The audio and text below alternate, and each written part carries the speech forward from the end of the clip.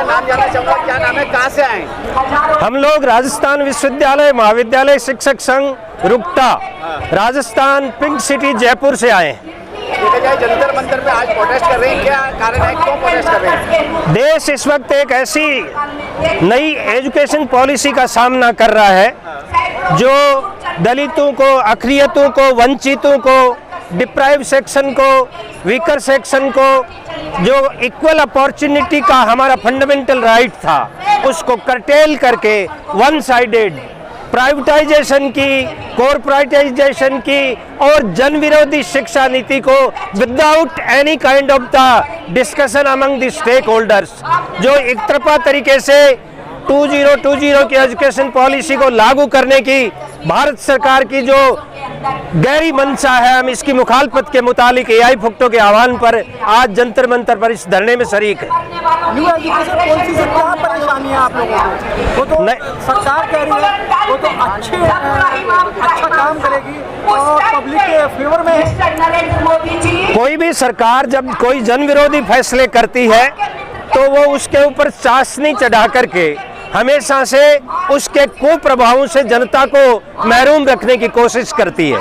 ये नई शिक्षा नीति, मैं समझता हूँ कि मुल्क में अब तक जो साइंटिफिक टेम्पर का जो एजुकेशन सिस्टम बनाने का प्रयोजन था, थोड़े इधर साइंटिफिक टेम्पर बनाने का जो प्रयोजन था, जो शुरू हुआ चट्टोपाध्याय कमीशन से लेकर ज्ञानम कमेटी तक, 6 पे कमीशन के इम्प्लीमेंटेशन तक, 1986 की नई शिक्षा नीति तक, 1992 की शिक्षा नीति के मुतालिक जो हमने एक इक्वल कोशिश की थी कि मुल्क में हम शिक्षा को आम आदमी तक पहुंचाने की कोशिश करेंगे, ये नई शिक्षा नीति एजुकेशन फॉर ऑल का नारा है, उसको विफल करती है।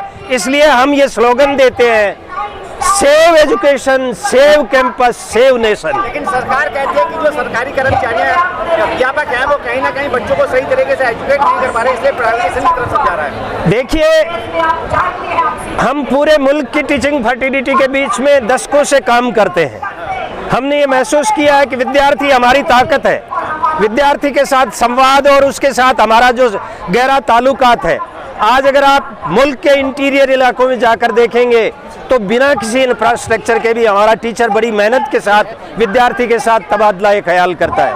इसलिए टीचिंग कम्युनिटी पर यह तोहमत करना बिल्कुल गैर वाजिब है और गैर वाजिब ही नहीं बल्कि सरकार की ये तोहमत है जिसका हम खंडन करते हैं। सरकार कहती है कि सब कुछ प्राइवेट होगा तो सुविधाएं अच्छी मिलेंगी, अच्छी एजुकेशन पॉलिसी होगी, अच्छे विद्यार्थी पैदा होंगे इस देश के अंदर। आप कैसे सरकार की बातों को नकार रहे हैं? देखिए, सरकारें, आप जानते हैं कि हम तो एक बहुत बड़ी जंग आज़ादी के बाद में मुल्क को एक नए सवेरे की तरफ लेके आए और उसमें हमने सबको ये अवसर दिया, हमने एक कॉन्स्टिट्यूशनल अपहेल्ड करने की सूरत रखी, हमने लोगों को फंडामेंटल राइट दिया। रोटी, कपड़ा, शिक्षा और स्वास्थ्य हमारी जो मूलभूत आवश्यकताएं हैं, उन आवश्यकताओं को फुलफिल करने का प्रयोजन आज़ादी के 70 सालों तक किया जाता रहा। पंडित नेहरू ने जिस स्वयं प्राइम मिनिस्टर रहते हुए वे यूनिवर्सिटी ग्रांट्स कमीशन के चेयरमैन बने। आप जानते हैं अब्दुल कलाम आज़ाद जैसे लोगों ने कालांतर में चल करके थोड़ी बहुत इस सूरत को मजबूत किया, लेकिन ये देश चट्टोपाध्याय कमीशन की सूरत को बचाए रखना चाहता है, कोठारी कमीशन की सिफारिशों को लागू करना चाहता है। जन जन तक शिक्षा पहुंचाने के प्रयोजनों में this new education policy is entirely against the masses. Khattar सरकार हरियाणा में कहती है कि प्राइवेट स्कूल में बच्चे पढ़ेंगे तो 1100 रुपए का वजीफा मिलेगा और सरकारी स्कूल में पढ़ेंगे तो 500 रुपए फीस देनी पड़ेगी। क्या पॉलिसी है? इसका सीधा सा मतलब ये है कि हरियाणा के अलोकप्रिय मुख्यमंत्री जी कालांतर में पब्लिक फंडेड एजुकेशन सिस्टम से लोगों को महरूम करना चाहते हैं। That's why he is announcing such kind of the anti people policy.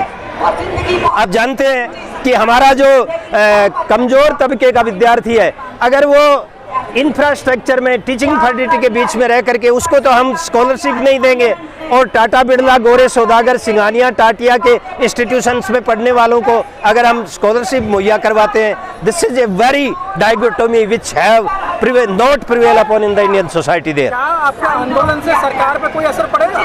हम ये महसूस करते हैं कि सरकारें जब गूंगी बहरी हो जाती हैं तब जन आवाम का सैलाब उमड़ता है सड़कों पर। और उस प्रतिवाद की आंधी के सामने बड़े बड़े जो हुक्मरान जो कहते थे कि हमें तो जो सारे जहां में दो जगत में हमें कोई हराने वाला नहीं है, मोदी जी को इस बात को प्रसंज्ञान में लेना चाहिए। आज अभी तो ली अंगड़ाई है, आगे और लड़ाई है। मोदी जी अभी तक जो भी योजना लाए उस पर पीछे नहीं हटे हैं। कृषि कानून का क्या हुआ? ऐसा नहीं है। हाँ, नोटबंदी हुई थी, हम आपसे ये अर्ज करना चाहते हैं कि मोदी जी को जब कभी संगठित प्रतिवाद के माध्यम से the brave peasantry of this nation had been broken out such ethos कि मोदी जी पीछे नहीं हटेंगे।